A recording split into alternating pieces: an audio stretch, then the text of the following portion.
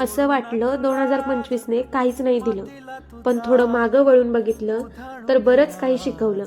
सरत्या वर्षी मी देवळातला देव नाही बघितला तर माणसातला देव पाहिला आणि तो बरंच काही शिकवून गेला.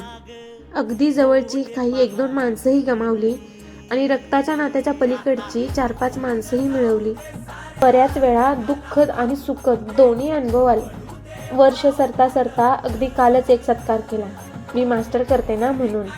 पण एक आहे, तो माझ्या एकटीचा सत्कार नाही, तर तो त्या सगळ्यांचा सत्कार आहे ज्यांनी मला या 8 महिन्यात सोबत आहे. तुम्ही किती आणि कसे वाईट आहात आणि किती चुकीचे आहात हे आजूबाजूचे लोक तर सांगतच राहणार, पण तुम्ही किती भारी आहात ते इथं दाखवा आणि लोड नका घेऊ.